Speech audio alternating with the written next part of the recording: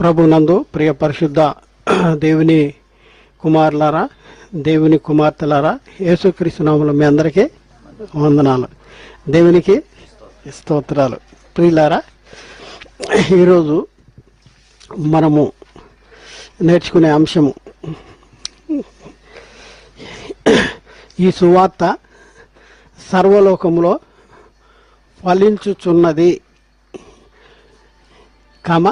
మీలో సైతము ఫలించుచు వ్యాపించుచున్నది. సర్వలోకములో ఫలించుచున్నది సువార్త సర్వలోకంలో ఫలిస్తుంది. మరి మీలో సైతము ఏమవ్వాలి? ఫలించాలి. ఏది ఫలించాలి చెప్పండి? సువార్త ఫలించాలి. దేవుడు కోరుకునేది అదే, పరిశుద్ధాత్ముడు కోరుకునేది అదే, యేసుక్రీస్తు కోరుకునేది కూడా అదే.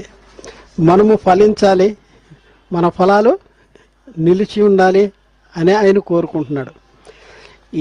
ఎందులో ఫలించాలి? దేనిలో ఫలించాలి?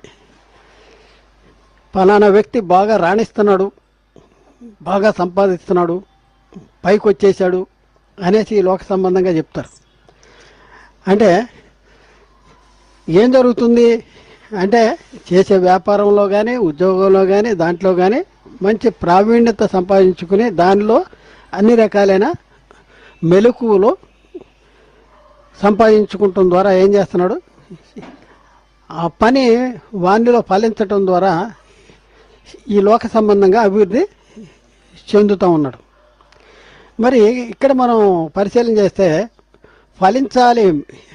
ఏం ఫలించాలంట? మీలో సైతము సువార్త ఫలించాలి, వ్యాపించాలి. ఫలించుచు వ్యాపించుచున్నది అంటాడు. అయితే సువార్త ఫలించాలి, వ్యాపించాలి, ఇది దేవుడు కోరుకునేది. మొదటి శతాబ్దం నుండి కూడా సువార్త ఎప్పటి నుంచి ప్రకటన ప్రారంభమైంది? సువార్త ప్రకటన ఎప్పటి నుంచి స్టార్ట్ అయింది చెప్పండి?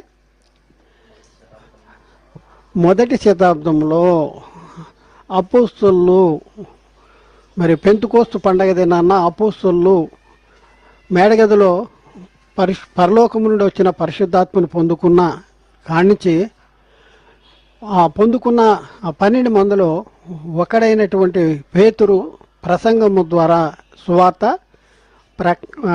ప్రకటన అనేది ప్రారంభమైంది. సువార్త ప్రకటన పరిశుద్ధాత్ముని ద్వారా. అయితే ఈ ఈ ఈ ఈ సువార్తను మరి సువార్తను విన్న వాళ్ళల్లో మరి ఏం జరిగింది? సువార్తను విని అట్లానే ఊరుకున్నారా? వాళ్ళల్లో ఏమన్నా జరిగిందా? వాళ్ళ ఏమన్నా కార్యసిద్ధి జరిగిందా? వాళ్ళ ఏమన్నా మార్పు జరిగిందా? మార్పు జరిగినట్లుగా మనం అక్కడ చూస్తూ ఉన్నాం. ఏం జరిగింది? పేతురు ప్రసంగం చేస్తే అక్కడ వాళ్ళందరూ ఏమంటున్నారు? వాళ్ళల్లో ఏం జరిగింది చెప్పండి? అక్కడ హృదయాలు నొచ్చుకుని అంటే వాళ్ళకి అర్థమైపోయింది. వాళ్ళల్లో వాక్యము పనిచేసి వారి హృదయాలు నొచ్చుకుని, అయ్యేలారా మేమేం చేయాలి అంటే, ఏం చేయాలంటే దేనికోసం ఏం చేయాలంటే రక్షణ పొందటానికి మేమేం చేయాలి అంటే, అప్పుడు పేతురు చెప్తున్నాడు, మీరు మారు మనసు పొంది పాపక్షమాపణ నిమిత్తము యేసుక్రీస్తు నామములో బాప్తిజం పొందుడి అని చెప్తా ఉన్నాడు. మరి నాటి నుండి మరి నేటి వరకు ఈ సువార్త ఫలిస్తుందంటారా? వ్యాపిస్తుందంటారా? అభివృద్ధి చెందుతుందంటారా? ఒకసారి ఆలోచించండి. ఆటంకాలు చాలా వస్తాయి. ఆటంకాలు రాక తప్పవు, కానీ ఆటంకపరచడానికి శ్రమ, ఆటంకపరిచే వాళ్ళకి శ్రమ. అందుకనే పౌలు ఈ సువార్త ప్రకటిస్తుంటే ఎన్ని శ్రమలు వచ్చినాయి. నాకున్న ఈ బంధకాలు సువార్త ప్రకటన కోసమే ఈ బంధకాలు. నేను ఈ బంధకాల్లో ఉన్నాను. ఎందుకంటే సువార్త ప్రకటన ఎన్నో ఆటంకాలు. అయినా పౌలు ఏమంటున్నాడు? నేను నేరస్తుడినై ఉన్నట్లు ఈ సంఖ్యలతో బంధించబడి ఉన్నాను, కానీ వాక్యము, దేవుని వాక్యం మాత్రం బంధింపబడి ఉండనేరదు. ఎంతోమంది, ఎన్నో రాజులు, చక్రవర్తులు, ఎంతమంది మొదటి శతాబ్దం కానించి మనం పరిశీలన చేస్తే ఎన్నో ప్రభుత్వాలు ప్రపంచంలో, మన మన హైదరాబాద్లో కాదు, మన లేకపోతే మన తెలంగాణలో కాదు, లేకపోతే మన ఇండియాలో కాదు, ప్రపంచంలో ఉన్న దేశాలన్నింటిలో కూడా మరి ఈ సువార్త వ్యాప్తి చెందిందా లేదా ఒకసారి మనం ఆలోచించేయాలి. సువార్త వ్యాప్తి చెందిందా అంటే వ్యాప్తి చెందింది.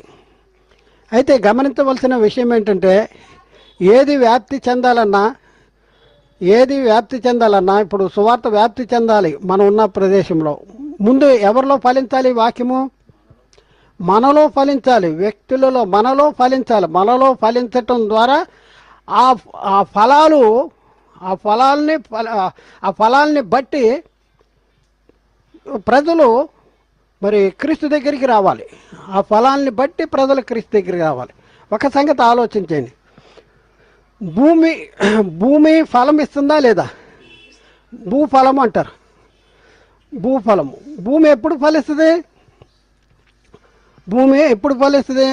కొన్ని దగ్గరలో వేస్తే అక్కడ 100 బస్తాలు వచ్చినాయి అంటాడు, కానీ ఇంకొక ఏరియాలో వేస్తే అక్కడ 20 బస్తాలు వచ్చినాయి అంటారు. ఎందుకు చెప్పండి? భూమిలో ఏం లేదు, సారం లేదు, భూసారము లేదు.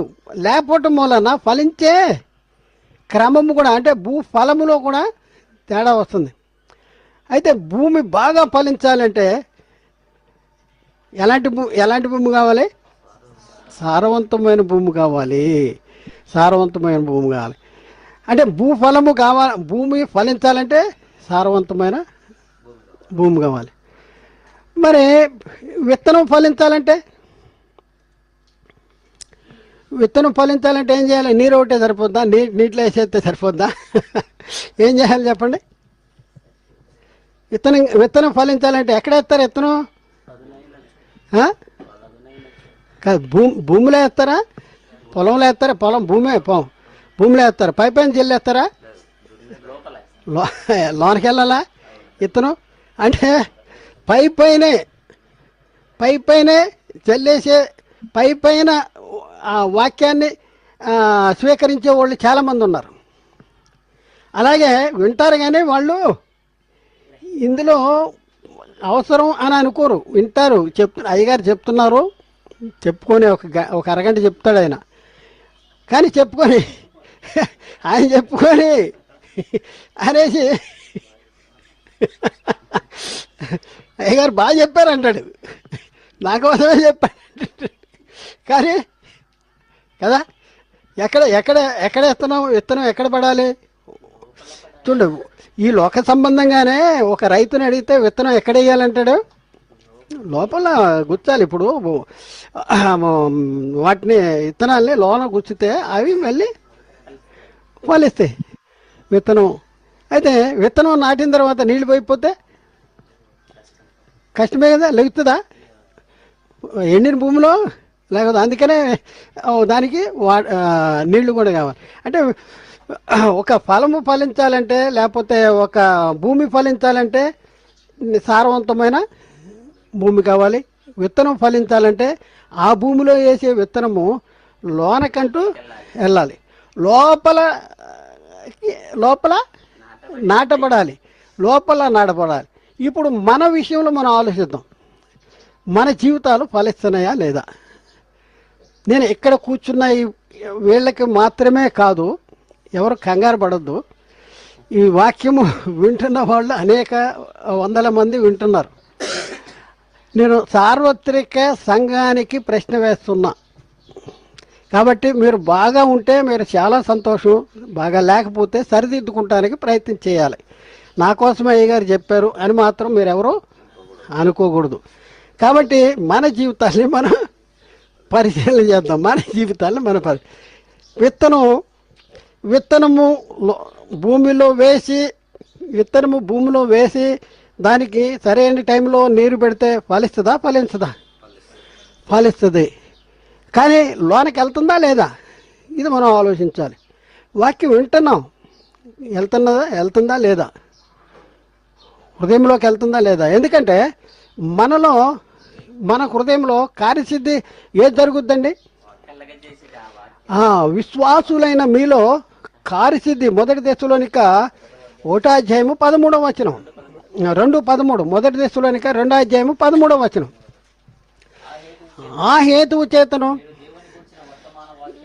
మీరు దేవుని గూర్చిన వర్తమాన వాక్యమును మా వలన అంగీకరించినప్పుడు మనుషుల వాక్యం అని ఎంచక ఏంటండి, మొట్టమొదట వినేటప్పుడు చాలా జాగ్రత్తగా మనం కూర్చుని వింటూ ఉండాలి. వినేటప్పుడు చాలామంది వ్యక్తుల వాక్యమని దాన్ని స్వీకరిస్తారు. ఒక వ్యక్తి చెప్తుంటే దాన్ని చాలా ఇంట్రెస్ట్గా వింటారు, మరొక వ్యక్తి చెప్తుంటే అదే వాక్యం ఈయన అనేసి మళ్ళా తగ్గిపోద్ది ఆసక్తి, వినే ఆసక్తి తగ్గిపోద్ది. వినటంలో కూడా చాలా జాగ్రత్తగా వినాలి. ఆ యూనిట్లో కూడా ఆసక్తి మనలో తగ్గిపోద్ది. మనం పనిచేయదు. ఇవన్నీ మనం అవివాళ్ళు ఏం చేస్తాయంటే నుంచున్నాయన్ని బట్టి మనం అటెన్షన్ పెరుగుద్ది అనమాట. అందుకని ఇక్కడ ఏమంటే అది నిజముగా ఉన్నట్లు దేవుని వాక్యమని మేము చెప్పాము, ఇది మా వాక్యము అనేసి మీరు అంగీకరించారా? ఎట్లా?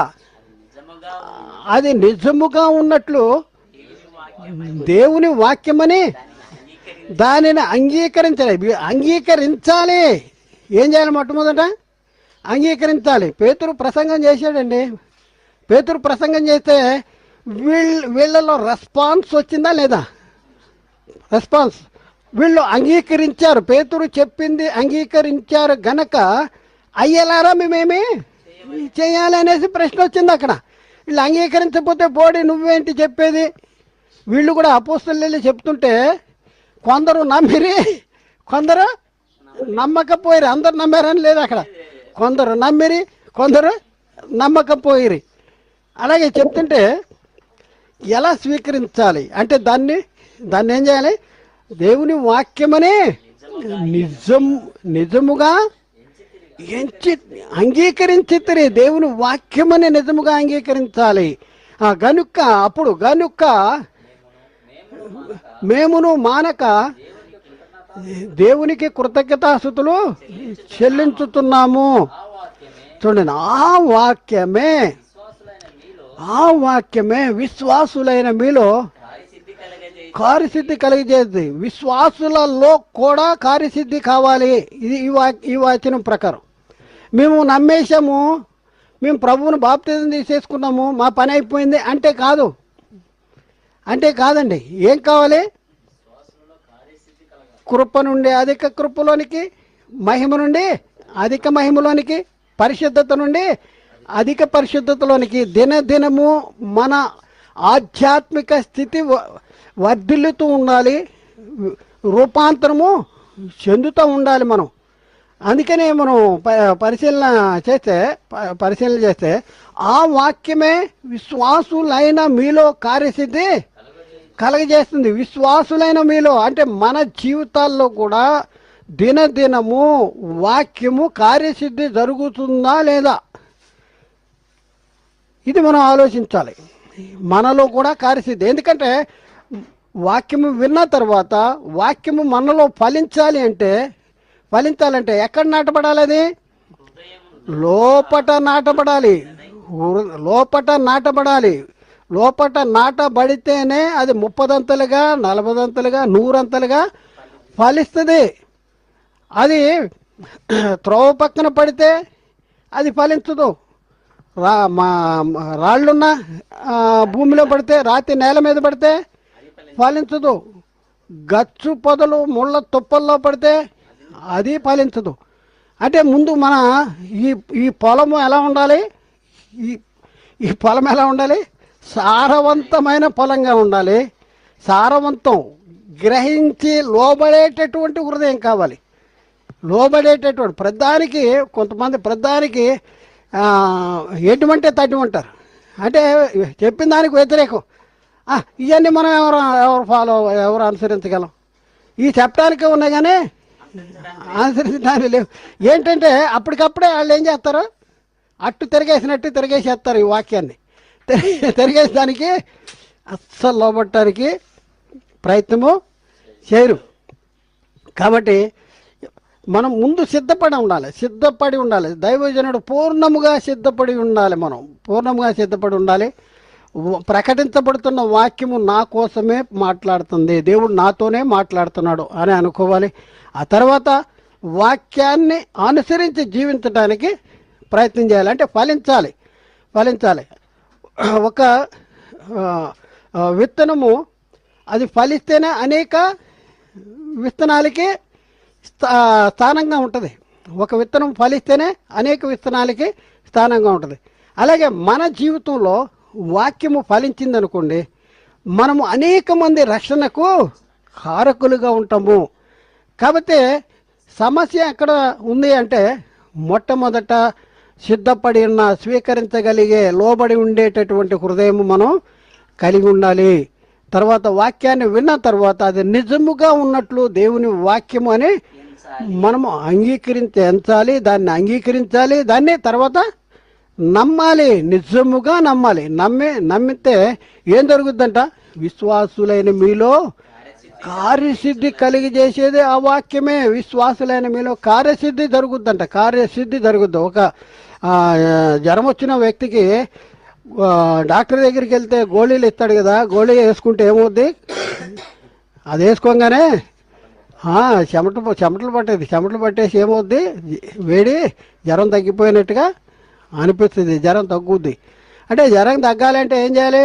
బిళ్ళలో కొని జేబులో పెట్టుకోవాలి. వేసుకోవాలి. బిళ్ళలో కొని జేబులో పెట్టడం కాదు కానీ వేసుకోవాలి. వేసుకుంటే కార్యసిద్ధి. నా దగ్గర 10 బిళ్ళు ఉన్నాయండి. మా దగ్గర మా చిన్న పిల్లోడికి కూడా బైబిల్ కొనేసేవండి అప్పుడే.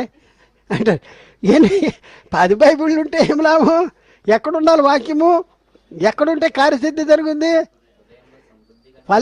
మీరు ఫలించాలి. మీ జీవితంలో మార్పు రావాలంటే, మీ జీవితంలో పరివర్తన రావాలంటే, మీ క్రియల్లో మార్పు రావాలంటే, మీ ఆలోచనలో మార్పు రావాలంటే, మీ ఉద్దేశంలో మార్పు రావాలంటే వాక్యం ఎక్కడుండాలి? హృదయంలో ఉండాలి. అందుకనే యాకోబు పత్రికలో, ప్రియులారా, యాకోబు పత్రికలో మనం పరిశీలన చేసుకుంటే 1వ అధ్యాయంలో 21 నుంచి 25 వచనాలు మనం చదువుకుందాం. అందుచేత సమస్త కల్మషమును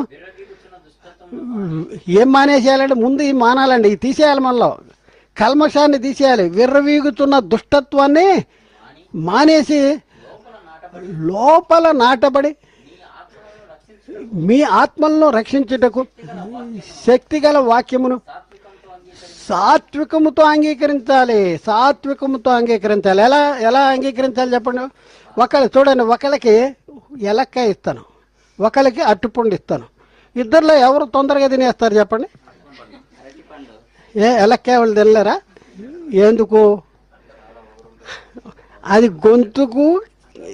గొంతుకి సాఫ్ట్గా గొంతుకి దిగదు. అది మింగాలంటే టైము పడద్ది. అటుకాయ ఉంది, ఒకేసారి మింగేవాళ్ళు కూడా ఉన్నారు.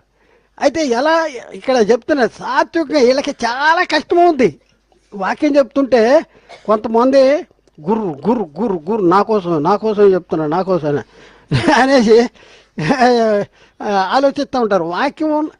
వాక్యము నాతో మాట్లాడుతుందని ఆలోచించాలి. రెండోది, మనకున్న పరిస్థితులను బట్టి, నేనున్న స్థితిని బట్టి వాక్యము నాకు చెప్తున్నాడని అట్లా ఆలోచించుకోకూడదు.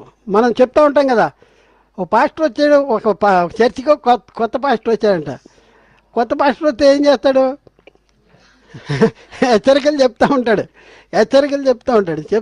తర్వాత దేవుని ప్రేమని చెప్తాడు, క్రీస్తు త్యాగాన్ని, క్రైస్తవుని కర్తవ్యాన్ని, ఇవన్నీ చెప్తూ ఉంటుంటే ఈయన దేవుని ప్రేమను గురించి చెప్పాలంటే దేవుడు లోకాన్ని ఎంతో ప్రేమించాడు. ఎక్కడుంది ఈ మాట? యోహాను 3:16 ఉంది. యోహాను 3:16 తీయడానగానే ఆ ఎన్మల సంఘ పెద్దలు వేసి, ఓ పాదిలో నా గురించి ఎందుకు చెప్తా పద్దాక అనేసి అంటాడు. నీ గురించి ఏం చెప్తున్నావు? 3:16 అంటే ఏంటి? ముగ్గురు భార్యలు ఉన్నారంట, 16 మంది పిల్లలు ఉన్నారంట. పద్దాక నా గురించి ఎందుకు చెప్తావు అంటాడు. అర్థమైందా? అంటే వాక్యము స్వీకరించే విధానం నీ మనసులో ఉందో ఏదో పక్కన పెట్టేసేయాలి. దేవుడు ఏం మాట్లాడుతున్నాడు అనే దాని గురించి మనం ఆలోచించాలి. కానీ నా మనసులో ఉన్నదే దాని ప్రకారం చాలామంది వీళ్ళు ఏదో ఒక సిద్ధాంతాన్ని నమ్మేస్తారు. సిద్ధాంతాన్ని నమ్మేసి వాక్యం చదువుతూ ఉంటుంటే ఆ వాక్యము వాళ్ళ బైబిల్గా అర్థం చేసుకోక వాళ్ళ మైండ్లో ఉన్న సిద్ధాంతం ప్రకారం వాక్యాన్ని ఏం చేస్తారు, మలి చేస్తారు, జత చేస్తారు, మలి చేసేసేటటువంటి పరిస్థితి. అలా ఉండకూడదు. అలా వాక్యము నిజముగా అది ఉన్నట్లు అది దేవుని వాక్యమని నిజముగా నమ్మి అంగీకరించితరి గనక మేము మానక దేవునికి కృతజ్ఞతాస్తుతులు. ఆ వాక్యమే విశ్వాసులైన మీలో కార్యసిద్ధి కలుగజేస్తుంది. అందుకని ఇక్కడ యాకోబు గారు కూడా అదే చెప్తా ఉన్నాడు. ఎలా స్వీకరించాలి? నువ్వు వాక్యం స్వీకరించాలంటే ముందు దాంట్లో ఉన్న నీ హృదయంలో ఉన్నది తీసేయాలి.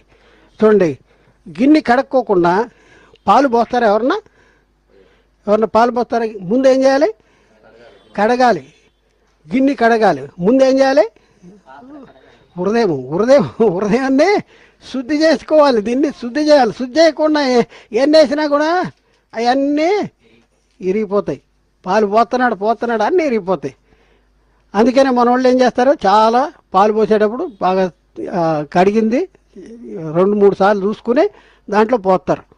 అందుకని ఇక్కడ ఏమన్నాడు, అందుచేత సమస్త కల్మషం హృదయంలో ఏముంది?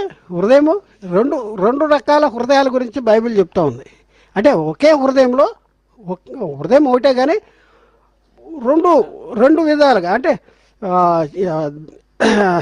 హృదయం అనే మంచిదననిది, అదే హృదయం అనే చెడ్డదననిది. హృదయం ఒకటే. కొంతమందికి మంచిదన్నదిగా వాళ్ళు దాన్ని నింపుకుంటారు, కొంతమంది అదే హృదయాన్ని చెడ్డదన్నదిగా నింపుకుంటారు. 2 హృదయాలు కాదు, మళ్ళీ కన్ఫ్యూజ్ అవ్వబాకండి.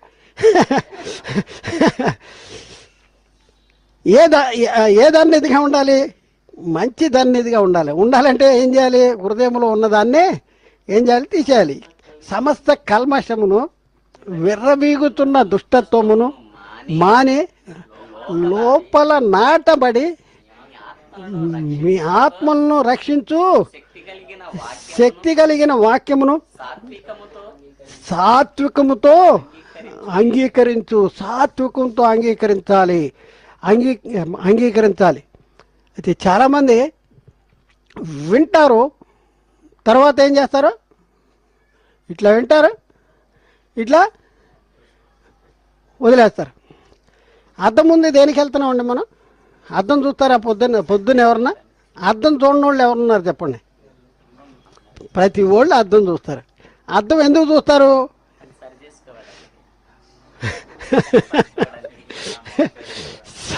సరిదిద్దుకుంటానికి, సరి చేసుకుంటానికి, మన పొజిషన్ ఎలా ఉంది అనేది చూసుకుంటానికి. ముఖం మీద వంట చేస్తున్నప్పుడు ఏదో మొత్తం ఇక్కడ పడిపోయింది అనుకోండి, ఏది అమాసో లేకపోతే ఇంకోటి పడిపోయిందని అద్దంలో చూసుకుని అద్దంలో అయ్యో ఇక్కడ 2-3 మచ్చలు ఉన్నాయనేసి తుడుచుకోవాలి. తుడుచుకోకుండా అట్లనే వెళ్ళిపోతారా? అయితే అద్దములో సహజ ముఖమును చూసుకుంటాడు. అంటే వాక్యం దగ్గరికి వచ్చినప్పుడు మన జీవితం అనేది అక్కడ బయలుపడుతుంది. వాక్యమనే అద్దం ఇది. ఈ అద్దం దగ్గరికి వచ్చినప్పుడు వాక్యం ప్రకటిస్తున్నప్పుడు మన జీవితం అనేది ప్రత్యక్షపరచబడినప్పుడు నాలో మచ్చ, మడత, డాగు, కలంకాలు ఏమైనా ఉన్నాయా అనేసి పరిశీలన చేసుకునే అవి ఏమైనా ఉంటే అట్లాగే వెళ్ళిపోవాలా, లేకపోతే దాన్ని సరిదిద్దుకోవాలా? ఈ లోకం సంబంధంగా అన్నీ మనకు తెలుసు, కానీ ఆత్మ సంబంధంగా వచ్చేటప్పటికి అది అక్కడే వదిలేస్తాం, మళ్ళీ వెళ్ళిపోతాం. మనం అలా ఉండటానికి యేసుక్రీస్తు సిలువలో రక్తం కార్చలేదు, బలి అయిపోలేదు. ఎఫ్సి పత్రికలో 5వ అధ్యాయంలో ప్రియులారా చూడండి, ఎఫ్సి పత్రిక 5వ అధ్యాయం చూద్దాం. 5వ అధ్యాయంలో యేసుక్రీస్తు ఎందుకు బలి అయిపోయాడు, ఎందుకు ఆయన ఎదుట మనం ఎలా ఉండాలి అనేసి ఎఫ్సి పత్రిక 5వ అధ్యాయం 25వ వచనం. పురుషులారా మీరును మీ భార్యలను ప్రేమించుడి. అటువలే క్రీస్తు కూడా సంఘమును ప్రేమించి అది కళంకమైనను. చూడండి ఏంటంటే, అటువలే క్రీస్తు కూడా సంఘమును ప్రేమించి అది కళంకమైనను ముడతైనను అట్టిది మరి ఏదైనాను లేక పరిశుద్ధమైనది గాను నిర్దోషమైనది గాను మహిమగల సంఘము గాను ఆయన తన ఎదుట దానిని నిలువబెట్టు కొనవలనని వాక్యముతో ఉదక స్నానము చేత దానిని పవిత్రపరచి పరిశుద్ధ పరచుటకై దాని కొరకు తన్ను తాను అర్పించుకొనెను. దేనితో పరిశుద్ధపరచాలనుకుంటున్నాడు? వాక్యముతో నిలువబెట్టవలనని వాక్యముతో ఉదక స్నానము చేత తన ఎదుట దానిని నిలువబెట్టుకొనవలననే. చూడండి, అది తన ఎదుట దానిని నిలువబెట్టుకోవాలి, మిమ్మల్ని నిలువబెట్టుకోవాలి, మనల్ని నిలువబెట్టుకోవాలి అనేసి ఈ సంఘం కోసం ఆయన ఏం చేశాడంట? తన్ను తాను అప్పగించుకున్నాడు. యేసుక్రీస్తు తను తాను అప్పగించుకున్నాడు. దేనికోసము? మనల్ని తన ఎదుట నిలువబెట్టుకోవాలని. ఎలా ఉండాలని, ఎలా నిలువబెట్టుకోవాలని ఆయన తలంచాడు. ఒక్కసారి ఆలోచన చేయండి. పిల్లల విషయంలో తల్లిదండ్రులు, ఇద్దరు పిల్లలు ఉంటే ఆ పిల్లల విషయంలో తల్లిదండ్రులు ఏమి ఆలోచిస్తారు చెప్పండి? ఇద్దరు పైకి రావాలని ఆలోచిస్తారా? ఒకడు పైకి రాపోయిన పొరలో ఒకడినే లేపేద్దాం అనుకుంటారా? ఇద్దరిని ప్రయోజకులు చేయాలని ఆలోచిస్తారు. ఇప్పుడు దేవుడు మన విషయంలో కూడా ప్రయోజకులుగా ఉండాలని కోరుకున్నాడా, లేకపోతే కాగితాలు ఏరుకునే వాళ్ళ ఉండాలని కోరుకున్నాడా? మనం ఎక్కడ ఉండాలని కోరుకున్నాడు చెప్పండి? తన ఎదుట పరిశుద్ధులమును నిర్దోషులమును ఉండాలని జగత్తుకి పునాది వేయబడక మునిపే ఆయన ప్రేమ చేత క్రీస్తులో మనల్ని ఏర్పాటు చేసుకున్నాడు. మరి మన జీవితంలో మార్పు అవసరమా కాదా? మనం మారాలా కాదా? ఆయన ఎలా ఉండాలని కోరుకుంటున్నాడు? వాక్యంతో ఉదక స్నానము చేత దాన్ని పరిశుద్ధపరచుడికై పవిత్రపరచుడికై తను తాను అప్పగించుకున్నాడు. పరిశుద్ధపరచబడాలి, పరచబడాలి. ఏమున్నాయి? పరిశుద్ధపరచాలా, పవిత్రపరచాలా? అంటే దేనిలో పరిశుద్ధపరచాలి? చాలామంది పాత నిబంధనలో కూడా దేవుని సన్నిధికి వచ్చినప్పుడు మిమ్మల్ని మీరు పరిశుద్ధపరచుకోండి అనగానే వీళ్ళు ఏం చేయాలి? పై రూపాన్ని పై ఈ దేహాన్ని పరిశుద్ధపరచుకుంటాం, ఇంకా కొన్ని కార్యక్రమాలు అవి చేసేవాళ్ళు పైకి. ఇప్పుడు మనం దేవుని సన్నిధికి వెళ్ళాలంటే మరి దేవుని ఎదుట మరి క్రీస్తు మరి మన కోసము తను తాను బలిగా అర్పించుకున్నాడు. వాక్యంతో ఉదక స్నానం చేత మన తన సన్నిధిలో ఉంచాలంటే దేని చేత ఉదక స్నానం చేయాలి? మనం వాక్యముతో ఉదక స్నానం. ఈ వాక్యముతో ఉదక స్నానం చేస్తాం వలన ఏం పోవాలి? ఇక్కడే ఉన్నాయి. ఇక్కడే ఏం పోవాలంట? క్రీస్తు కూడా సంఘమును ప్రేమించి అది కళంకమైనను మడత అయినను అట్టిది మరి ఏదైనాను లేక, కళంకము మడత అట్టిది మరి ఏదైనా లేక ఎలా ఉండాలంట? పరిశుద్ధమైనది గాను నిర్దోషమైనది గాను మహిమగల సంఘము గాను తన ఎదుట నిలవబెట్టుకుని. ఎంత ఆలోచన, ఎంత ప్రేమ, ఎంత త్యాగము! చూడండి, మన కోసం తను తాను అప్పగించున్నాడు. మనం ఎలా ఉండాలని దేవుడు కోరుకుంటున్నాడు. ఒక్కసారి ఆలోచన. ఈ వాక్యము ద్వారా మనం ఎలా మార్చబడాలి ఒక్కసారి ఆలోచన చేయాలి. వాక్యము మన జీవితాల్లో కార్యసిద్ధి జరుగుతుందా, కార్యసిద్ధి జరగట్లేదా ఒకసారి ఆలోచించాలి. ఎప్పుడు మన విషయంలో దేవుడు సంతోషిస్తాడు, ఆనందిస్తాడు. ఒకసారి ఆలోచించండి. ఎప్పుడు ఆలోచిస్తాడు? పిల్లలు చెడిపోతే తండ్రి సంతోషిస్తాడా? ఒకసారి ఆలోచించండి. ఎప్పుడు సంతోషిస్తాడు? నా కుమారుడు ప్రయోజకుడయ్యాడు అనేది సంతోషిస్తాడు. ఇప్పుడు మన విషయంలో దేవుడు ఎప్పుడు ఆనందిస్తాడు, సంతోషిస్తాడు? మన విషయంలో మనం కూడా ప్రయోజకులు అవ్వాలంటే ఏం చేయాలి? సత్యాన్ని అనుసరించి నడుచుకోవాలి. ఇక్కడ మనం పరిశీలన చేస్తే మొదటి యోహాన్ రాసిన రెండో పత్రికలో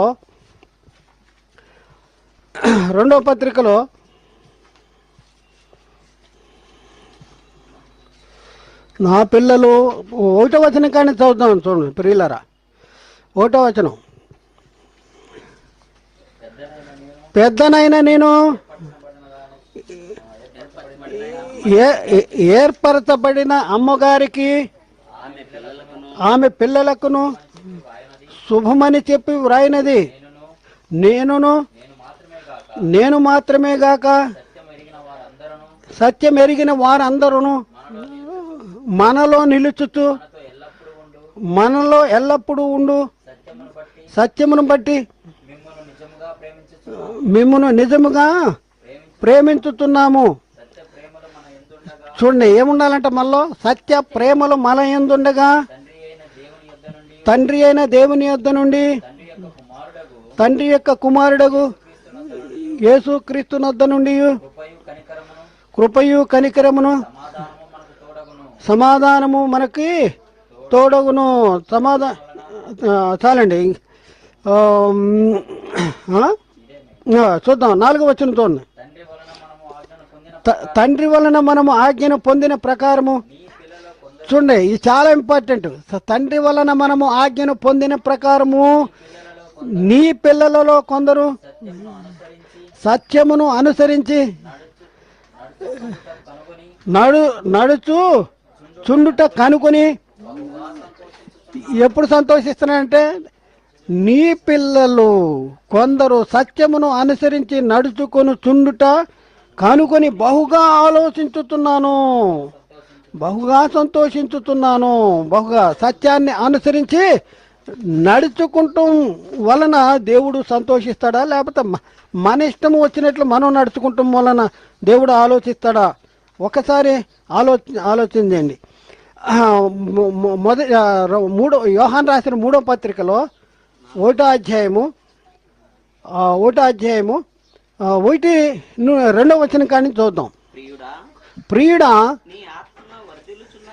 నీ ఆత్మ వర్ధిల్లుచున్న ప్రకారము నీవు అన్ని విషయములలోనూ వర్ధిల్లుతూ సౌఖ్యముగా ఉండవల్లని ప్రార్థించును. అన్ని విషయాల్లో వర్ధిల్లాలంట. నీ ఆత్మ వర్ధిల్లుతున్న ప్రకారము నువ్వు అన్ని విషయాల్లో కూడా వర్ధిల్లాలి. వాక్యము వినేటప్పుడు ఏది వర్ధిల్లద్దే? ఆత్మ వర్ధిల్లద్ది. ఆ తర్వాత అన్ని విషయాల్లో ఆత్మను బట్టి అన్ని విషయాల్లో మనం వర్ధిల్లాలి.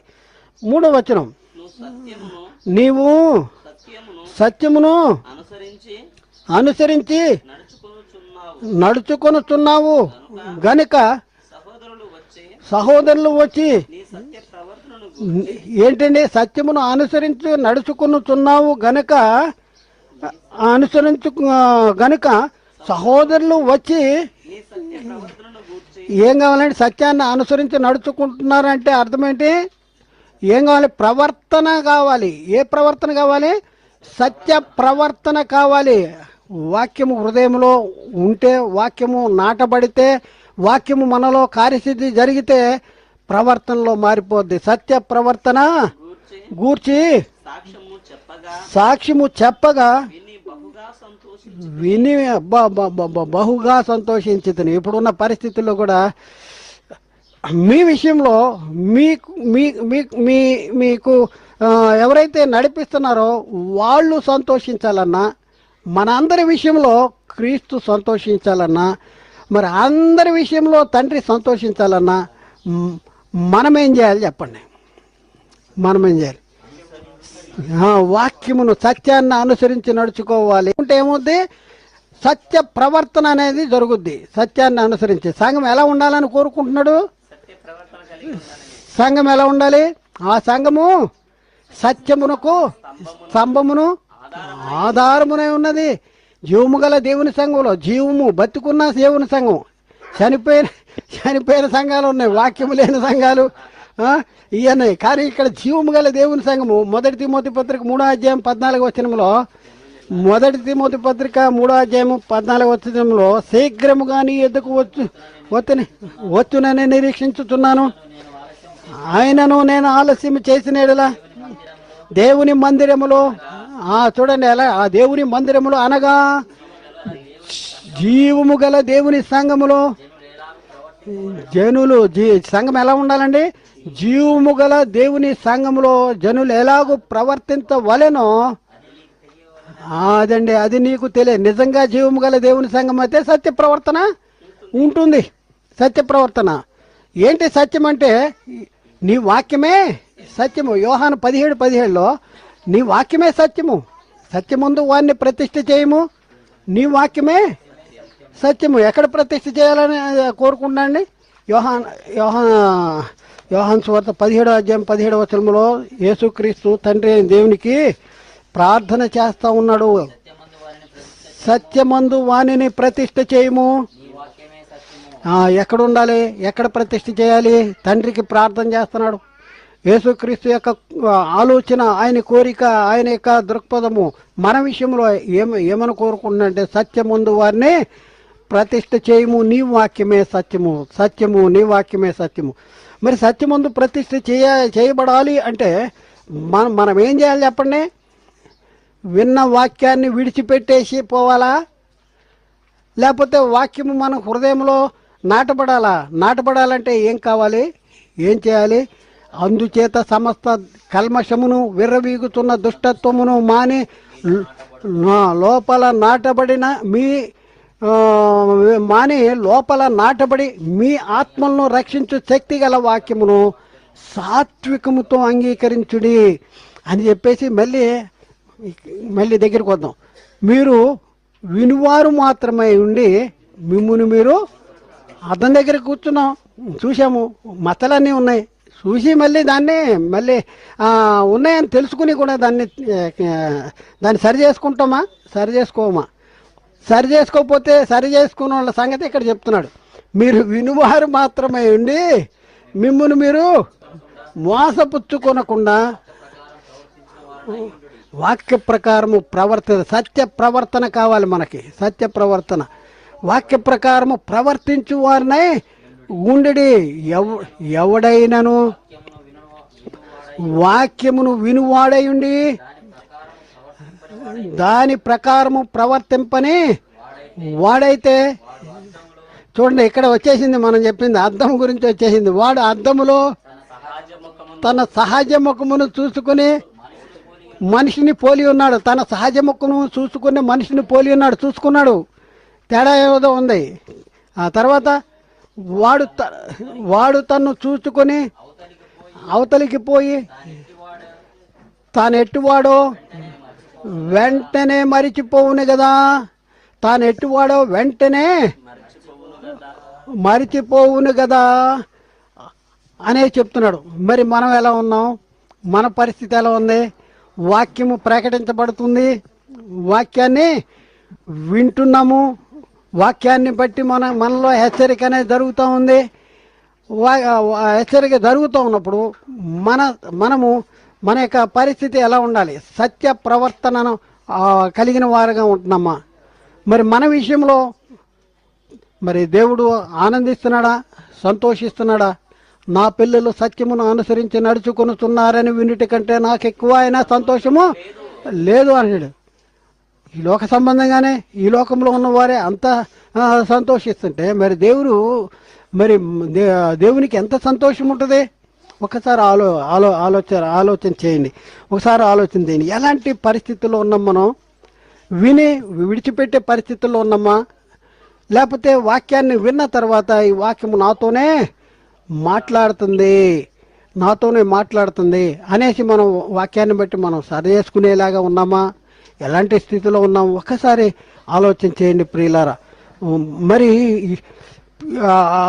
ఒక పరిస్థితుల్లో మనం ఆలోచిస్తే ఐగుప్తు బానిసత్వంలో ఉన్నటువంటి ప్రజల్ని, ఐగుప్తు బానిసత్వంలో ఉన్నారు ఇశ్రాయేలు, వాళ్ళని మరి ఐగుప్తు బానిసత్వం నుంచి విడిపించడానికి దేవుడు మోషేని అక్కడ వాళ్ళలో పుట్టించి మోషే నాయకత్వంలో ఇశ్రాయేలీల్ని ఐగుప్తు బానిసత్వం నుంచి బయటికి తీసుకొచ్చాడు. అలాగే మన పరిస్థితి ఏంటంటే మనము అపరాధాల చేత పాపముల చేత చనిపోయి ఉన్నాం. మనం మరి పాపం అనే చెరలో ఉన్నటువంటి మనల్ని క్రీస్తు రక్తము ద్వారా మరి ఆ చెర నుండి మన విడిపించాడు. చెర నుండి విడిపించి మనని స్వతంత్రులుగా చేశాడు. స్వతంత్రులుగా చేసిన తర్వాత మరి స్వతంత్రులైన తర్వాత మళ్ళీ ఆ వాక్యాన్ని మళ్ళీ తర్వాత ఏం చేయాలి? విడిచిపెట్టేయాలా, దాన్ని కంటిన్యూ చేయాలా? చాలామంది మొదటి ప్రేమను విడిచితివి అని చెప్తూ ఉన్నాడు ప్రకటన గ్రంథంలో. అలాగే ఎబ్రీ పత్రికలో అంటాడు, ఒకసారి వెలిగించబడి దేవుని దివ్య వాక్యమును రాబో యుగ సంబంధమైన శక్తుల ప్రభావమును అనుభవించిన తరువాత తప్పిపోయిన వారు అనేసి అక్కడ రాయబడింది. ముందు చాలా ఉజ్జీవంగా ఉంటుంది, చాలా ఆసక్తిగా ఉంటుంది. ఆ తర్వాత రాను బండబారిపోద్ది, ఆసక్తి తగ్గిపోద్ది. చూద్దాంలే, వెళ్దాంలే అనే కాడికి ఏ పని లేకపోతే అప్పుడు వెళ్దాం, ఇంకా ఏదైనా పని ఉంటే వద్దు. ఇదనమాట. అంటే ఫస్ట్ ప్రయారిటీ ఏది చెప్పండి? ఫస్ట్ ప్రయారిటీ ఇదా ఇంకోట? ఫస్ట్ ప్రయారిటీ ఇది పెడితే ఫస్ట్ ప్రయారిటీ దేవుని పని, లేకపోతే సంఘానికి ఆరాధనకి, లేకపోతే దేవుని పనిలో. అంటే ఈ పని అయిన తర్వాత అది సెకండ్, మనం దానికి యాక్షన్ ఇవ్వాలి, దానికి టైం ఇవ్వాలి. మనం ఆరాధనకి వెళ్ళే టైంకి నేను వస్తున్నాను రా అంటే వచ్చేసే అంటాం. రావద్దు. ఇప్పుడు ఎప్పుడు రావాలి? 5 గంటలకు రా. ఏం చెప్పాలి చెప్పండి? ఇప్పుడు రావద్దు, రా 5 గంటలకు రా.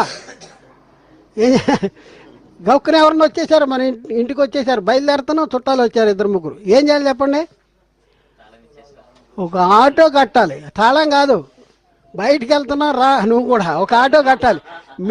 మీకు ఒక ఆటో ఉందనుకోండి, పోనీ ఇంకొక 100 రూపాయలు ఆటో కట్టి చాలను కూడా ఎక్కించుకొని తీసుకురావాలి, వాళ్ళకు కూడా వినిపించాలి. తాళం ఇచ్చేస్తాం కూడా సరైన పద్ధతి కాదు ఇది. మీరు ఉండండి, మీ వెళ్ళొస్తాం అనేది కాదు, వాళ్ళని కూడా తీసుకురావాలి. చుట్టాలు వచ్చారండి, రాలేకపోతున్నాం అంటే, చుట్టాలు వస్తే ఇది అడ్డ. ఒక 100 రూపాయలు ఖర్చు పెడితే ఇది అడ్డు కాదు, వచ్చేస్తారు, వాళ్ళు కూడా వచ్చేస్తారు. ఆ 100 రూపాయలు మాత్రం ఖర్చు పెట్టం. మనం మాత్రం సంఘానికి వెళ్ళపోయినా పర్వాలేదు. చూడండి ఎలా ఉంది వాక్యం. నిజంగా లోపల నాటబడితే, సత్య ప్రవర్తన మనలో ఉంటే దేనికి ప్రియారిటీ ఇస్తాం చెప్పండి?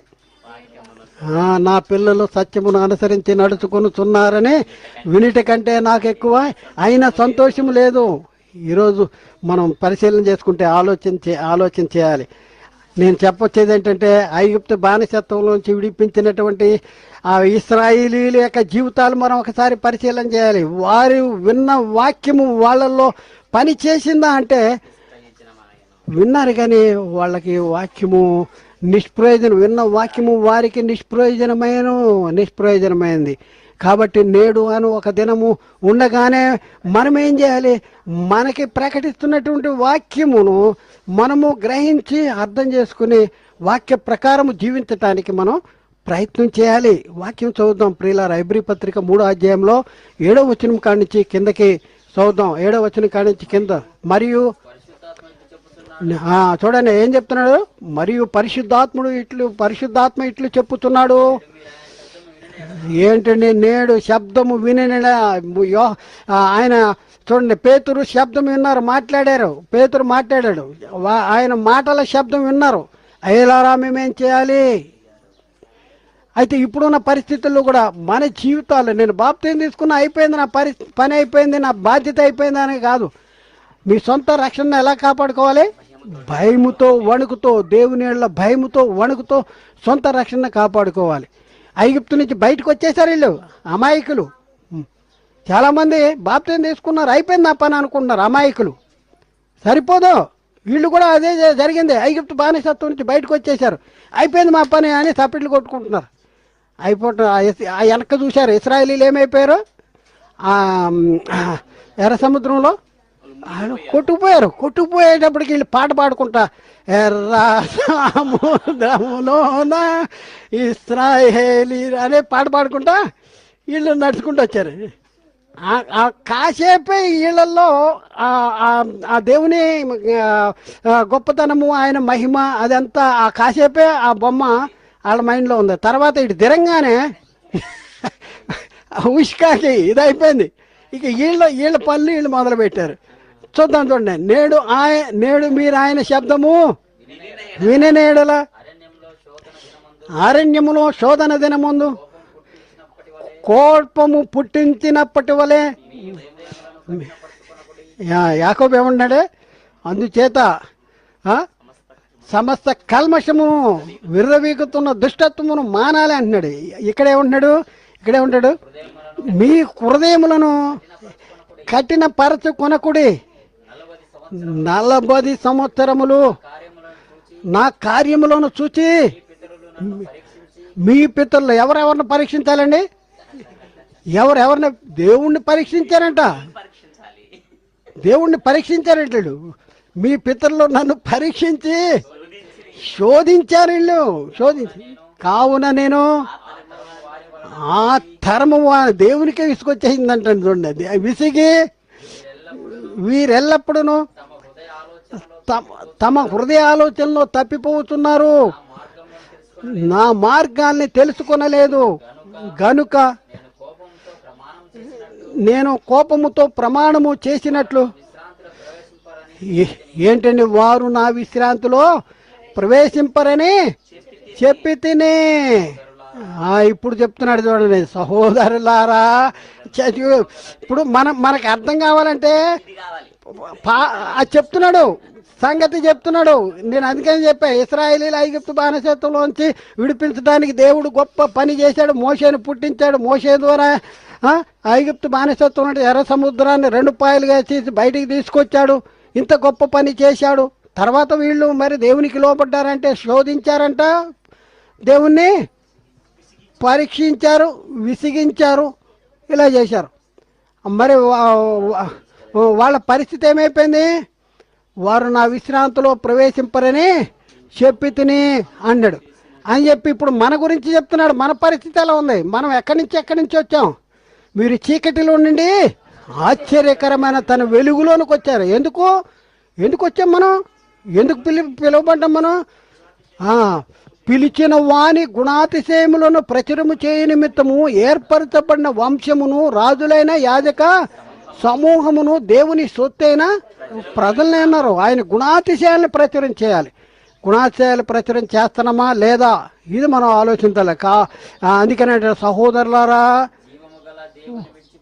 వాక్యము ప్రకటించబడుతున్నప్పుడు మనం ఏం చేయాలి? అద్దం దగ్గరికి వచ్చాం, సహజ ముఖాన్ని చూసుకున్నాం, మన జీవితాలు చూసుకున్నాం.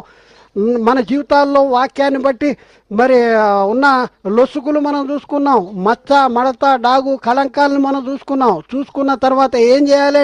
విడిచిపెట్టి పోవాలా? జీవము గల దేవుని విడిచిపెట్టి పోవునట్టి విశ్వాసము లేని దుష్ట హృదయంలో మీలో ఎవని ఎందైనను ఒక్కవేళ ఉండునేమో అని జాగ్రత్త. ప్రతిదానికి జాగ్రత్త.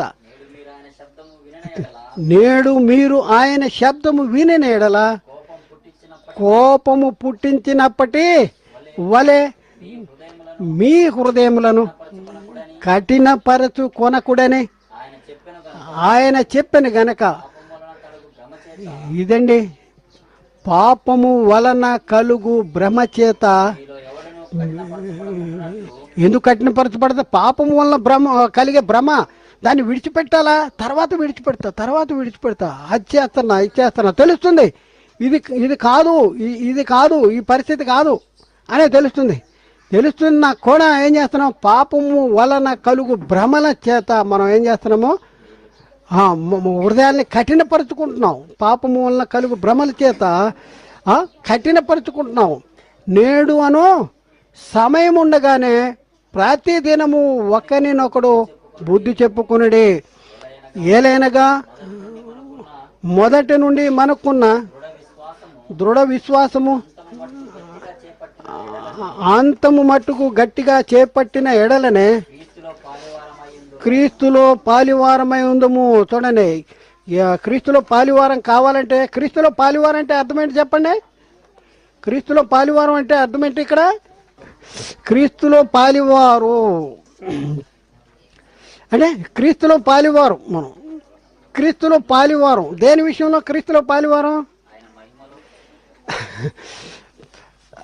రోమపత్రికలో క్రీస్తు తోడి వారసులము, క్రీస్తు పాలివారము, 8వ అధ్యాయము 16వ వచనం. మనము దేవుని పిల్లలమని ఆత్మ తానే మన ఆత్మతో కూడా సాక్ష్యం ఇచ్చుతున్నాడు. మనము పిల్లలమైతే వారసులము అనగా దేవుని వారసులము, క్రీస్తుతో కూడా మహిమ పొందుటకు ఆయనతో కూడా శ్రమపడిన క్రీస్తు తోడి వారసులము. మనం క్రీస్తు తోడి వారసులము. క్రీస్తుతో ఆయన మహిమ పొందాలంటే ఆయనతో కూడా శ్రమ పడాలి. అప్పుడే మనం క్రీస్తుతోటి వారసులము, క్రీస్తులో పాలివారమై ఉందుము అనేసి 16వ వచనంలో ఇక్కడ అక్కడ కాదు, మార్చాం మళ్ళీ. ఇక్కడ హెబ్రీ పత్రిక 3వ అధ్యాయము 16వ వచనం. విని కోపము పుట్టించిన వారి వలె మోషే చేత విడిపింపబడి ఐగుప్తులో నుండి బయలుదేరి వచ్చిన వారే కదా. ఎవరో ఐగుప్తులోంచి బయలుదేరి వచ్చిన వాళ్ళే, మోషే చేత విడిపించబడిన వాళ్ళే. 17వ వచనం. ఎవరి మీద 40 ఏండ్లు ఆయన కోపగించెను, పాపము చేసిన వారి మీదనే కదా. వారి శవములు అరణ్యములో రాలిపోయాను అనేసి 18వ వచనంలో తన విశ్రాంతిలో ప్రవేశింపరని ఎవరిని గురించి ప్రమాణము చేసెను? అవిధేయులైన వారిని గురించే కదా. కాగా అవిశ్వాసము చేత వారు ప్రవేశింపలేకపోయిరని గ్రహించుతున్నాము. అవిశ్వాసం చేత వాళ్ళు ఏం చేశారు? ప్రవేశించలేదు. వాళ్ళు అవిశ్వాసం చేత ప్రవేశించలేదు. మరి మనం ఏం చేయాలి చెప్పండి? మనం ఏం చేయాలి? లోపల నాటబడి మీ ఆత్మలను రక్షించే శక్తి గల వాక్యాన్ని సాత్వికముతో అంగీకరించాలి. అంటే మనం లోన ఏముండాలి చెప్పండి? లోన ఏముండాలి? వాక్యం ఉండాలి. వాక్యం ఎక్కడ ఉండాలి? బీరువాలో ఉండాలి, పుస్తకాల్లో ఉండాలి, సెల్ఫుల్లో ఉండాలి. అర్థమైందా? కానీ ఎక్కడ ఉంచుకోవాలి? హృదయంలో ఉండాలి. సమస్త విధములైన జ్ఞానముతో క్రీస్తు వాక్యమును మీలో సమృద్ధిగా నివసించాలి. వాక్యము మీలో సమృద్ధిగా అప్పుడు చూడండి, భూమిలో విత్తనము సమృద్ధిగా నివసిస్తే దానికి సరైన నీళ్లు దొరికితే అది ఫలిస్తుంది. మనము ఫలించాలంటే వాక్యము మనలో ఫలించాలంటే ఈ వాక్యము ఎక్కడ ఉంచుకోవాలి? చాలామంది సెల్ ఫోన్లో ఉంచుకుంటున్నారు, చాలామంది వాక్యం అందులో చూసుకుంటారు, కొంతమంది బైబిల్ అనేసి బైబిల్లో ఉంచుకుంటున్నారు. మరి మనం ఎక్కడ ఉండాలి? హృదయంలో ఉండాలి. దేవుడు కోరుకునేది ఈ కాగితాల్లోనూ ఈ సెల్ ఫోన్లోనూ వాక్యం ఉండాలని కోరుకోలే. ఎక్కడ రాస్తానంటున్నాడు? మీ హృదయములలో దాన్ని రాస్తాను, మీ మనస్సుల్లో నా ధర్మ విధులు ఉంచుతాను, మీ హృదయంలో వాటిని వ్రాస్తాను. హెబ్రీ పత్రిక 8వ అధ్యాయము, హెబ్రీ పత్రికలో 8వ అధ్యాయంలో చూద్దాం ప్రియులారా. దేవుడు కోరుకున్నది ఏంటి? మనం ఏం చేస్తున్నాం? వాక్యం మనలో ఫలించాలా అక్కర్లేదా? హెబ్రీ పత్రిక 8వ అధ్యాయము 10వ వచనం. ఆ దినములైన తర్వాత ఇశ్రాయేలు ఇంటి వారితోనూ నేను చేయబో నిబంధన ఏదనగా వారి మనసులో నా ధర్మ విధులను ఉంచేదను, వారి హృదయముల మీద వాటిని వ్రాయుదును అని చెప్తున్నాడు. ఎక్కడ ఉంచుతానంటున్నాడు? ధర్మ విధులు. వారి మనస్సుల్లో నా ధర్మ విధులు ఉంచాను, వారి హృదయాల మీద వాటిని వ్రాస్తాను అంటాడు. ఇప్పుడు ఈ వాక్యము ప్రకటించబడుతుంటే ఆ పని జరగాలి. మన నాలుక ఎలా ఉండాలి చెప్పండి? నా నాలుక త్వరగా వ్రాయు అని కలములాగా ఉంది అంటాడు. ఎక్కడుందన్నమాట? కీర్తన 45 నా నాలుక త్వరగా వ్రాయు వాని కలములేగా ఉందంటాడు. 45:1 45:1 ఎక్కడ రాస్తున్నావు? నాలుగుతో. పెన్నుతో అయితే ఎక్కడ రాస్తావు? పరీక్షల్లో పెన్నుతో ఎక్కడ రాస్తున్నావు నువ్వు? పరీక్షల్లో నీలుగుతా రాస్తాడా? పేపర్ తీసుకుని ఆలోచించి కాలు మీద కాలేసుకుని రాస్తాడా? పరీక్షలో పెన్నుతో పేపర్ మీద ఎంత గమగమ రాస్తాడు. ఎందుకంటే పేపర్ లాగేస్తాడు, టైం అయిపోద్ది. మరి నీ టైం అయిపోద్దాము, జాగ్రత్త చూసుకో. ఈ వెర్రివాడ ఈ క్షణమే నిన్ను నీ ప్రాణాన్ని అడుగుతున్నారు. వాళ్ళు అడుగుతున్నారు, ఏం చేస్తావు అంటున్నాడు. కాబట్టి ఆలోచించేయండి. ఎలా రాయాలి? నా నాలుగు త్వరగా వ్రాయు అని కలం. ఎక్కడ రాయాలి? నాలుగుతో. వాళ్ళు పెన్నుతో పేపర్ మీద రాస్తారు. నాలుగుతో ఎక్కడ రాయాలి? హృదయం అనే పలక మీద. చూద్దాం. 2 కొరింథీ 3 3 రాతి పలకల మీద కానీ శిరాతో కానీ వ్రాయబడక మెత్తని హృదయములను పలకల మీద జీవము గల దేవుని ఆత్మతో మా పరిచర్య మూలముగా వ్రాయబడిన క్రీస్తు పత్రికలై ఉన్నారని మీరు తేటపరచబడుతున్నారు. కాబట్టి ప్రియులారా, మరి ఆలోచించేయండి. వాక్యాన్ని ఎక్కడ రాసుకుంటున్నాం? చూడండి, ఆ వాక్యము మూల వాక్యానికి వెళ్దాం. ఆ వాక్యం ఎక్కడుందంటే, వాక్యము సర్వలోకములో, ఈ వాక్యము సర్వలోకములో ఫలించుతున్నది, మీలో సైతము ఫలించుతూ వ్యాపించుతున్నది అంటాడు. మీలో ఫలించిందా? ఫలిస్తే ఏం చేయాలి? వాక్యము వ్యాపించాలి. అక్కడే ఉండకూడదు, మీ దగ్గర ఉండకూడదు. అది వ్యాపించాలి. వ్యాపించాలంటే ఏం చేయాలి? వ్యాపించాలంటే అనేక మందికి ప్రకటన చేయాలి. కాబట్టి ప్రియులారా, ఎలాంటి పరిస్థితుల్లో ఉన్నాం? మనలో వాక్యము ఫలించాలంటే మనలో వాక్యము ఫలించాలంటే ఏముంచుకోవాలి? ముందు వాక్యం ఉంచుకోవాలి. వాక్యం ఉండాలంటే దేన్ని కడుక్కోవాలి? దేన్ని సిద్ధపరచుకోవాలి? హృదయాన్ని. ఏమున్నాయి? సమస్త కల్మషము, విర్రవీగుతున్న దుష్టత్వమును మరి మాని అవన్నీ తీసివేసి లోపల నాటబడాలి. పైపైనే కాదు, లోపల నాటబడి వాక్యము ఏం చెప్తుంది, వాక్యంలో ఏది ఉంది అనేసి మనం గ్రహించాలి. బైబిల్ అంతా చెప్తుంది. బైబిల్లో మనం చూస్తే అపోస్తులు ప్రవక్తలు వేసిన పునాది మనం పరిశీలన చేస్తే ఏం చెప్తుంది? యేసుక్రీస్తు ఎవరని చెప్తుంది? యేసుక్రీస్తు దేవుని కుమారుడని చెప్తుంది. లోపల నాటబడాలి. ఇది చాలామందికి లోపల నాటబడకుండా యేసే తండ్రి, యేసు అయ్యా, యేసు అయ్యానా అన్నానా? ఇంట్లో తండ్రి అన్న ఉన్న ఇద్దరు కొడుకులు, ఒక తండ్రి ఉన్నాడు అనుకోండి. చిన్న కొడుకు అంటే రెండోవాడు తండ్రిని ఎవరినంటాడు? అన్న అంటాడా? ఎవరిననాలి? కన్నా ఆయన్ని తండ్రి అనాలి. తనతో పాటు పుట్టిన ఆయన్ని, తనకంటే ముందు పుట్టిన ఆయన్ని అన్న అనాలి. అన్నను కూడా నాయన అంటే పక్కన నాయన చూస్తున్నాడు అనుకోండి, ఏం చేస్తాడు చెప్పండి? తండ్రి ఉన్నాడు, కొడుకు ఉన్నాడు. ఈయన ఒక కొడుకు, ఈయన చిన్న కొడుకు, ఈయన పెద్ద కొడుకు, ఈయన తండ్రి. ఈ పెద్ద కొడుకుని ఈ చిన్న కొడుకు అంటున్నాడు నాయనా నాయనా నాయనా అంటున్నాడు. నాయనా నాయన అంటే తండ్రి పక్కనే ఉన్నాడు, చూస్తలేదు కదా, చూస్తున్నాడు. చూస్తే ఏం చేస్తాడు? నాయన కాదనా, ఆయన నీకు అన్న అవుతాడు అంటాడు. నాయనా నాయనా నాయన అంటాడు.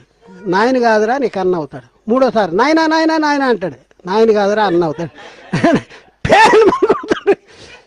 అలా కొట్టించుకోబాకడ మీరు. యేసుక్రీస్తు దేవుని కుమారుడు, నేను దేవుని కుమారుడిని అని చెప్పాడు ఆయన.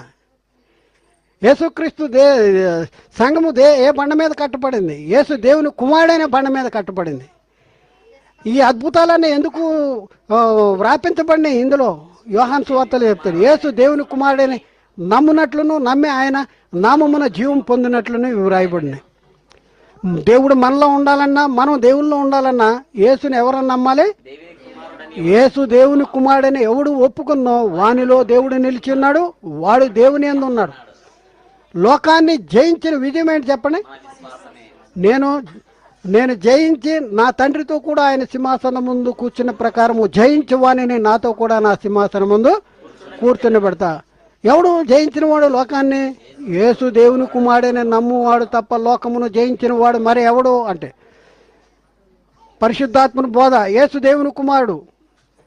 మరి వేరొక సువార్త, సాతాను తానే వెలుగుదూత వేషం ధరించుకున్నాడు, వాని పరిచారకులు నీతి పరిచారకుల వేషం ధరింప చేపించి వాని బోధ ఏంటంటే ఏసే తండ్రి, ఏసే తండ్రి.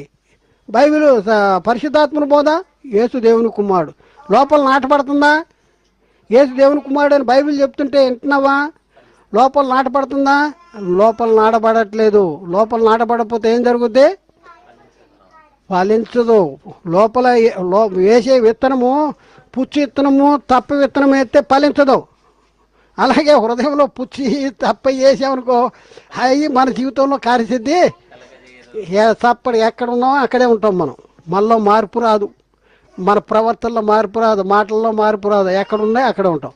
కాబట్టి ఏం కోరుకుంటున్నారు మీరు చెప్పండి? ఆఖరిలో మీరేం కోరుకుంటున్నారు? నేను ఎలా ఉండాలని కోరుకుంటున్నారు?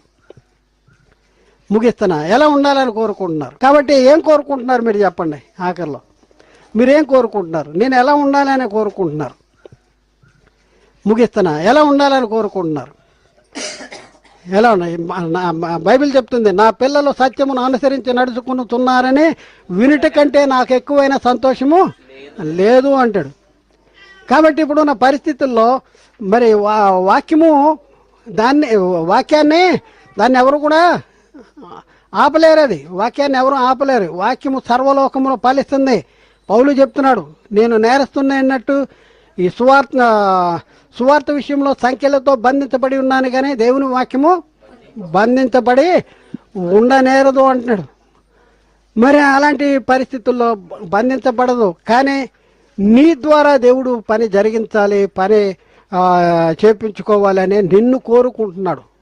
దేవుడు నిన్ను కోరుకుంటున్నాడు. ఎలాంటి పరిస్థితుల్లో ఉన్నటువంటి మనం అపరాధాల చేత పాపముల చేత చనిపోయి ఉన్నటువంటి పాపం అనే బంధకాల్లో ఉన్నటువంటి మనం బంధకాలను విడిపించాడు. క్రీస్తు రక్తంలో మన కొన్నాడు, పరిశుద్ధపరిచాడు, నీతిమంతులుగా తీర్చాడు.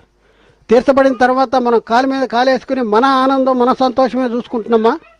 ఒకవేళ చాలా జాగ్రత్త. ఎందుకంటే మనకిప్పుడు ఉన్న ఆజ్ఞ ఏంటి? తన సహోదరుని ప్రేమింపని వాడు మరణంలో ఉన్నాడు. నిన్ను వాళ్ళని సహోదరుని ప్రేమించు అని ఒక్క ఆజ్ఞ ఉంది. అయితే సహోదరుని ప్రేమించిన వాడు ఎక్కడ ఉన్నాడు? మరణం ముందు నిల్చున్నాడు. ఒక్కసారి ఆలోచించేయండి. సహోదరుని ప్రేమించట్లేదా? నువ్వు తీసుకున్న బాప్తిజం కూడా నీకు వేస్ట్ అయ్యి, నీలో వాక్యం ఫలించట్లేదు. ఫలిస్తే సహోదరుడి కోసం ఆలోచిస్తావు, అగ్గిలోంచి కొందరిని లాగినట్లు కరుణిస్తావు వాళ్ళని. ఒక సంగతి మనం జ్ఞాపకం చేసుకుందాం. ఎస్తేరు సంగతి తెలుసా? మూర్తికాయ తెలుసా? హామాన్ తెలుసా? ఎవరు చెప్పండి ఈ ముగ్గురు? ఎస్తేరు రాణియా బానిస? బానిసగా ఉన్న వ్యక్తిని దేవుడు తీసుకెళ్ళి ఎక్కడ కూర్చోబెట్టాడు? రాణినిగా చేశాడు. రాణినిగా చేస్తే ఆ పరిస్థితుల్లో యూదుల్ని సంహరించాలనేటువంటి తాకీదు రాజు దగ్గర నుంచి వస్తే మరి మూర్తికై వచ్చేసి చెప్తాడు, అమ్మా నువ్వు రాజగృహంలో ఉన్నావని తలుస్తున్నావా? కాలు మీద కాలేసుకుని పంచపక్ష పరమాణాలు తింటున్నావని ఇదిగా ఉందా? అదిగో యూదుల్ని నశింపజేయాలనేటువంటి ఆ తాకీదు రాజు దగ్గర నుంచి వచ్చింది. ఈ సమయంలో మరి నిన్ను ఇందుకోసమేనేమో దేవుడు ఇదిగో ఈ రాణిగా చేశాడు. నువ్వు పరిస్థితి ఎలా ఉంది? ఏ పరిస్థితి నుండి నువ్వు ఏ పరిస్థితికి తీసుకొచ్చాడో, ఈ పరిస్థితుల్లో నువ్వు మౌనంగా ఉంటే సహాయము విడుదల వేరే దగ్గర నుంచి వస్తుంది. నీ పరిస్థితి ఏమవుతుందో జాగ్రత్తగా చూసుకో. ఒళ్ళు జరదించాలి ఈ మాట వింటే. నీ పరిస్థితి ఏంటో నా పరిస్థితి ఏంటో ఆలోచించు. నువ్వు వాక్యాన్ని విని వాక్యాన్ని అంటే అపరాధాల చేత పాపను చనిపోయినటువంటి బానిసలుగా పాపానికి బానిసలుగా ఉంటే మనల్ని రాజులేని యాజక సమూహంగా మనం చేస్తే మన బాధ్యత ఏంటి మనం ఆలోచిస్తున్నామా? మనలో వాక్యము ఫలిస్తుందా? ఒక్కరికైనా చెప్పాలండి, ఒక్కరికైనా చెప్పాలి. ఒక్క ఆత్మను మీరు రక్షించగలిగితే లోకానంతటికంటే గొప్పదంట. చూడండి, ఒక్క ఆత్మ విలువ ఎంతో తెలుసా? ఒక ఆత్మ ఇక్కడ పెడితే లోకాన్నంతా ఇక్కడ పెడితే ఈ లోకమంతటి కంటే ఆత్మ విలువే ఎక్కువ. ఒకడు సర్వలోకము సంపాదించుకుని తన ప్రాణము పోగొట్టుకుంటే ఏమి ప్రయోజనము అంటే సర్వలోకం కంటే ఆత్మ విలువే ఎక్కువ. ఎందుకు ఆత్మ విలువ ఎక్కువ? ఈ లోకం ఏది క్షయమైపోయేది, ఆత్మ ఏది అక్షయమైనది, అక్షయమైనది. కాబట్టి ఈ ఆత్మ విలువ ఎక్కువ. కాబట్టి మనం అగ్నిలో నుండి లాగినట్లు కొందరిని రక్షించాలి. దీనికోసమేనము అలాంటి పరిస్థితుల్లో ఒకసారి మన పరిస్థితి చూడండి. మన ప్రభులోకి రాకమునుపు మనం ఎలాంటి పరిస్థితుల్లో ఉన్నాం? సత్య నరకానికి వెళ్ళే పరిస్థితుల్లో ఉన్నాం. అలాంటి పరిస్థితి నుండి మరి దేవుడు మరి రక్షణకరమైనటువంటి రాజులైన యాజక సమూహంగా మనం తీర్చిదిద్దితే ఇప్పుడు హామాను మాట చూడండి ఏమంటాడు మన విషయంలో. ఏమంటాడు? సహాయము విడుదల. నీవు ఈ సమయం ముందు ఏమీ మాట్లాడక మౌనముగా ఉండినేడల యూదులకు సహాయమును విడుదలయు మరి యొక్క దిక్కు నుండి వచ్చును గాని నీవును నీ తండ్రి ఇంటి వారును నశించుదురు.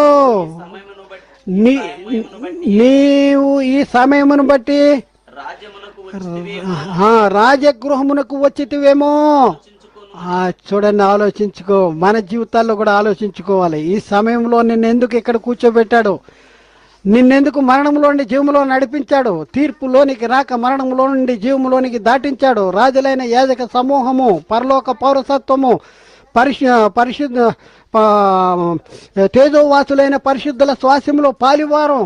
ఇంత మహిమ ఘనత ప్రభావానికి అర్హులుగా ఉన్నటువంటి మనము మనకిచ్చిన ఆజ్ఞను మర్చిపోతామా? సహోదరుని ప్రేమిస్తున్నావా? ప్రేమించకపోతే మరణంలో ఉన్నటువంటి వారం. తన సహోదరుని ప్రేమించిన వాడు మరణముందు నిల్చున్నాడు. కాబట్టి మనము ఫలించాలి ప్రియులారా, మనం ఫలించాలి. ఒక రైతు విత్తనం వేస్తే ఫలించాలనే దానికోసం ఎదురు చూస్తాడు. అలాగే దేవుడు యేసుక్రీస్తు ద్వారా పరిశుద్ధాత్మని వలన అపోస్తుల చేత మన హృదయంలో వాక్యాన్ని విత్తుతున్నాడు. మరి అలాంటి పరిస్థితుల్లో మనము ఫలించాలని దేవుడు కోరుకుంటాం, తప్పు కాదు కదా. అయితే మన తీర్మానం ఏంటి? మన తీర్మానం ఏంటి? ఈ సమయంలో నన్ను ఇక్కడికి ఈ పరిస్థితుల్లో దేవుడు నన్ను ఉంచాడు కాబట్టి నేను మరి దేవుని చిత్తాన్ని జరిగిస్తా, వాక్యాన్ని నాలో ఫలింపజేస్తా, సత్య ప్రవర్తనను నేను కలిగి ఉంటాను, అనేక మందిని రక్షణలో నడిపిస్తానికి నేను నా చేతనైనంత వరకు నేను ప్రయాసపడతాను అనేసి మనం తీర్మానం చేసుకోవాలి. అట్టి తీర్మానం చేసుకుని ఇక్కడి నుంచి మనం బయటికి వెళ్ళాలి. దేవుడు మరి మీ తీర్మానాన్ని మరి దీవించి ఆశీర్వదించునుగాక. ఆమేన్.